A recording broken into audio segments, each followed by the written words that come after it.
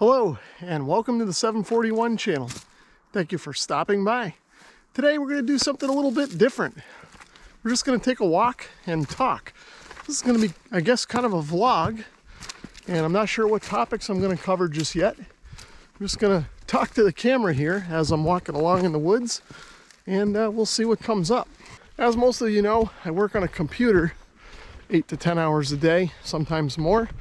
And walking like this, especially nice long walks, 2, 3, 4 miles, gives me a chance to get some exercise and just kind of clear my thoughts and get my head out of the computer and that kind of a thing. So that's what I'm going to do today. So one of the things that's been on my mind a little bit this past week is the subject of ham radio. Those of you who follow my channel on a regular basis know that ham radio is about, I don't know, at least 50 to 60% of what I do on my channel, especially in the winter time. So I've been operating ham radio a bit more than I was in the warmer months recently, so it's been on my mind a little more.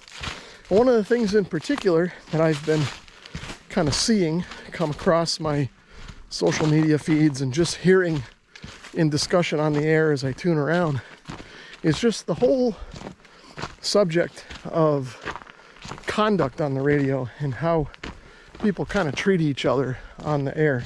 So one of the things that's come up is the fact that a lot of people have been out there jamming soda and POTA activators on the frequencies. And this isn't anything new. There's always been people out there that like to sort of jam the frequencies for contesters and that kind of a thing. I think that's been happening since who knows when, back in the days. But it just seems like lately these people that have been usually more opposed to contesters have found their way into disliking soda and POTA operators, which is kind of a shame because the soda and POTA movements within ham radio are fairly new. They're not brand new, but they're new compared to some other things. Now, POTA's been around a while, but it got popular back in, I guess, 2016 when we had the National Parks on the Air event from the AWRL. And then from there, it took off. The POTA organization kind of revamped their website, and it's really taken off because it's something that a lot of people can participate in, especially people who live in HOAs and that kind of a thing. Whew, I'm a little out of shape going up this hill here, losing my breath. Now, soda's been around a little bit longer than that. At least I remember when I first upgraded to extra. Back in 2011, the club that I went through, there were a few people participating in soda even back then. It wasn't as popular as it is now, but it was around. But it seems like in the last 4 or 5 years, both POTA and soda have really taken off. And like I said, a lot of new operators are attracted to that for a lot of various reasons. So because of its popularity, there's a lot more of those stations on the air. And I think what's happening is, especially during the week, there's a lot of people out there that just have time due to their work schedules, or maybe they're retired or whatever, and they can go out and operate POTA or soda on a weekday. Now, of course, a lot of times on the weekday, especially on the HF bands, there's a lot of rag chewers out there, and they're used to getting on a frequency and using that frequency without anybody really bothering them too much. But with the explosion of soda and POTA, there's more operators on the air now. And those operators that are operating soda or POTA don't necessarily know where all these nets are going to pop up. There's no strict band plan for that, especially here in the US. I don't know if other countries designate certain parts of the band for nets or whatever, but a soda or a POTA activation could pop up pretty much anywhere, almost on any frequency, really. So what's happening here is these stations are popping up, and most of them are pretty courteous, at least from what I've heard and seen. They'll ask if a frequency is in use, and you know, it won't be, and they'll start operating. But maybe that's 5 or 10 minutes before, you know, some net is going to start, and the net control hadn't turned his radio on yet. He turns his radio on to the frequency they've been using since 1974, and lo and behold, there's a SOTA activation. Now, by the rules, the right thing to do would be for that net control operator to either move his net to another frequency, or he could break into the SOTA activation and nicely ask if the SOTA or POTA person would mind moving. And in a lot of cases, that is what's happening. You know, there'll be a frequency conflict and one station or the other will move, and there's no problem with that. But what's been happening lately is because there's more of this activity going on, more stations, there's more occurrences naturally of people that just don't agree for whatever reason. Maybe the net guy that comes on is just sick of hearing these stations on his frequency. He feels maybe they should know that that's, you know, the net frequency, and you know, they're clogging it up, or vice versa. POTA and SOTA guys are sick of having to move around. You know, they pick a frequency, they think it's clear, make a few contacts and get chased off, find another frequency and repeat the process. So it can be frustrating on both sides. So I don't know what the right answer to that is, but I know the answer is not jamming the frequencies, whether it be from the net control guy getting mad or a SOTA guy jamming a net later when he gets home and just mad because, you know, got chased off of a frequency. So there's got to be a way to work this out. Now, I don't know what the right answer is. I just know that it's not doing anybody any favors to be fighting on the air, because what that ends up doing is it just sours the environment for anybody new or anybody listening in. You know, take my own thoughts on this, for example. You know, I spend all day working, and I don't want to say arguing, but debating and negotiating with my coworkers about certain aspects of projects and things like that, and under deadlines to get things done. And, you know, it's a bit of a stressful environment. And the last thing I want to do is come home and try and participate in a hobby to try and unwind from all that work business, just to be right back in the middle of it and dealing with politics and people arguing, just like I had already done for 8 or 10 hours or whatever it is before that. So it's really kind of off-putting to see that on the bands, and it's a shame. And, you know, I'm not one of these guys that's going to sit here and try and call for unity and safe spaces and comfort animals or any of that sort of thing. But we're all adults. We're all reasonably intelligent. We had to pass a test to get our licenses. So there's no reason why we can't find some kind of a solution for this without just arguing with each other.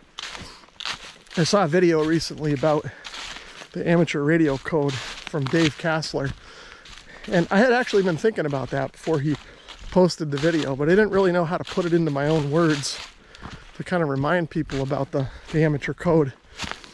But after I watched this video, I realized there was nothing I could say better than what Dave said. So I'll link that video here.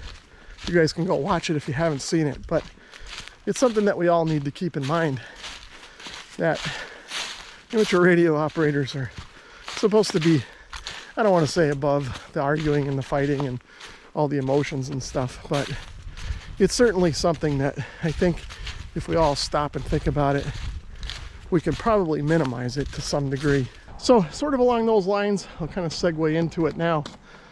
There's a lot of talk, whether it be online or on the air, about what's killing ham radio.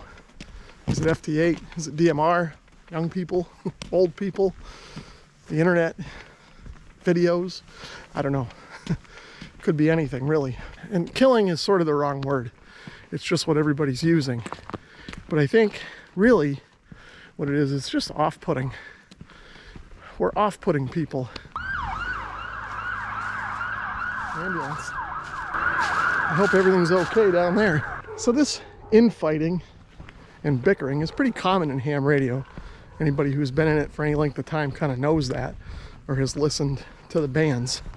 And, you know, it's prevalent everywhere. It seems like it's a little different on 2 meters and VHF, at least around here, than it is on HF. It's There's still guys that jam the repeater from time to time, but I guess they have different beefs with the people talking than, say, like the soda pota and, you know, contest rag chewer debates that have gone on forever. The local guys, I don't know what their beef is. They just don't like somebody being on the repeater or whatever. I don't know. We've even got one guy around here that's complained because somebody gave his call phonetically and he felt that that wasn't necessary on a repeater. And he gave a 45-minute dissertation about how it wasn't necessary to give your call sign in phonetics on a repeater. So you may be technically correct, but there's also nothing wrong with that. But it's that mentality. It's that sort of way of being, especially towards a new ham or even a seasoned ham that moves into an area for the first time and gets on a repeater or talks on a local frequency. Does it really matter? You know, I mean, who cares? That type of thing. As long as somebody's not breaking the rules and swearing and cussing and doing that kind of thing, giving their call sign when they're supposed to, why does it matter? Why do we have to nitpick everyone to death about all these things? I guess what I'm trying to say here in a roundabout, rambling way is that these are the types of things that are chasing people away from ham radio. I know a lot of people like to say killing ham radio, but I don't like to say that because I don't think that's the case. I don't know what to do about it necessarily. I mean, I could sit here on my high horse and say, you know, oh, don't do that. Everyone needs to love each other and get along and blah, blah, blah, but that's not going to happen. Humans are humans, whether they're ham radio operators or not. And there's just some people out there that want to argue. Now, for whatever reason, whether it be ham radio or even on the internet, you see it in the forums, you get microphone heroes or keyboard heroes. I don't know, they hide behind their microphone and they feel a little more empowered to kind of say things they wouldn't normally say to your face. I think that's part of it. And I don't know that you're going to change that. That's just sort of a human nature thing. But you certainly can be aware of it, I guess, and try to diffuse it when you can. And those of us that are aware of it can try not to participate in it. I know for the most part I don't, but you never know. Could get caught up in something and not even realize it. There's plenty of times when I've been tuning around, whether it be on HF or a local repeater, I'll hear people talking and maybe I disagree with what they're saying, but that's okay. It doesn't mean I have to jump in and say so, at least not in a negative way. But generally I'm not an argumentative person, so usually just listen, you know. And if it's something that gets me too angry, well, I turn the frequency off, or turn the channel, or turn the radio off, whatever. You know, there's no sense getting worked up over it. Like I said earlier, it's a hobby. If I want to get irritated, I'll go to work. So, I don't know what I'm trying to say here. But I guess all I'm trying to say is this is the type of stuff that we need to really focus on in terms of building a better community in ham radio. Like I said, we're not going to stop it by telling people they got to hug each other and love each other. But I think if we can respect each other and just give each other some space, that might be the best way to handle it and the right thing to do.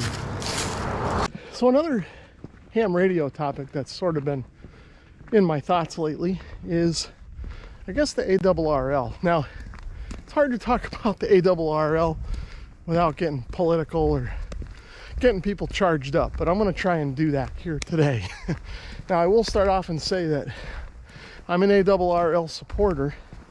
That's not to say that I won't criticize something if there's something I see that, you know, maybe I thought that they could do better, but just because I think they can do it better doesn't mean that they can or that they should. Those are just my thoughts on it. But overall, overwhelmingly, I support the AWRL and the things that they try to do. I think there's a lot of good people that work at the AWRL and for the AWRL, both paid and volunteer. And I think at the end of the day, in their own way, I think they all have the hobby, you know, in their hearts and at their best interest. So I'm try not to be too critical, since I'm not really involved with the AWRL and don't know a whole lot about how it works or what goes on there. So, like I said, don't want to get too political about it here, but what I do want to mention is that it looks like they're moving things in the right direction for themselves.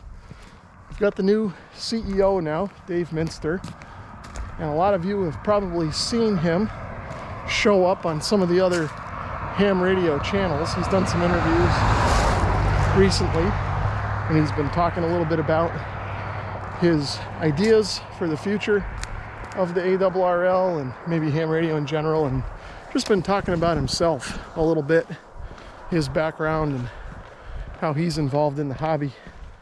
And his messages are encouraging. And that's not to say that these sentiments weren't already there at the AWRL. I think a lot of it was. You know, a lot of staffers and people work there to better the hobby, not to tear it down. But I think with a guy like Dave at the helm that's very positive and outgoing and sort of out there and willing to be sort of in the public limelight for the hobby is a good thing. So it's good to see Dave out there sort of in the public, you know, talking about the AWRL, talking about his thoughts, and just being candid about himself, his thoughts, and the AWRL in general. And I think this ties back to my earlier comments about behavior on the air. I think a lot of people, when they look at the AWRL, especially the detractors of the AWRL, look at it as a bit cliquish, a bit closed, a bit standoffish, and maybe even a bit elitist. At least that's what I've heard in my years talking to people, you know, new and old around the hobby. I'm certainly no expert or oracle on ham radio. It's just what I've heard and just kind of what I've observed. So having a guy like Dave sort of out there speaking for the AWRL and just giving them a little more publicity and a little more openness, I think goes a long way. And then again, to sort of tie this back again to the beginning of the video, one of the things that I hope that they can help with is sort of this cultural change. Now, I don't think they need to be out there beating a drum telling people necessarily how to behave on the air, how to think, or how to act. But just by kind of being there and being positive, like Dave has been so far, I think that goes a long way. And I think that sort of kind of behavior and mentality can kind of affect the culture change within the hobby. And it's not going to happen overnight, but I think it can be infectious and lead to the result that I think most hams are looking for, and that is sort of that minimization of the clicks and sort of the standoffishness and off-putting by some of the groups on ham radio. So I guess to tie up my thoughts here for today, I'm looking forward to seeing what's going to happen, not only in the long term for ham radio, but in the short term, just over the next year or so. I think we're going to start to see this culture change. I think some of it's going to come from the changes at the AWRL. I think some of it's going to come from increased popularity of what the ham radio YouTubers are doing. And I think it's just going to come from new people getting into the hobby and bringing new enthusiasm and new ideas. So I guess my parting thoughts on all of this are to keep an open mind about what's going to happen in the coming year and keep those radios on. Don't get discouraged by some of the things you hear. If you hear something that you don't like, change the frequency or turn the radio off and walk away for a little while.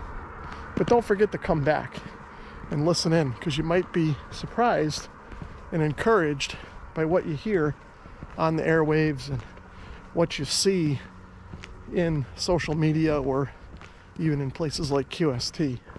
So let me know what you think in the comments about some of the things I've said or any ideas that you might have. And let me know what you think about this style of video too. This is something that I may branch out and try and do a little bit more of in the future if you guys kind of like this style of video. And if you don't like it, let me know that too, because that's important. I don't want to be making videos that people aren't going to watch. It's a waste of my time and it's a waste of yours too. If you did enjoy the video though, please give it a thumbs up. And if you'd like to leave a comment or subscribe, feel free to do that as well. And don't forget to check out some of the other ham radio YouTubers. I got a link down in the description below that will take you to a website with more information. And don't forget to check out the AWRL too. I think you're going to see some changes coming in 2021. Thanks for watching.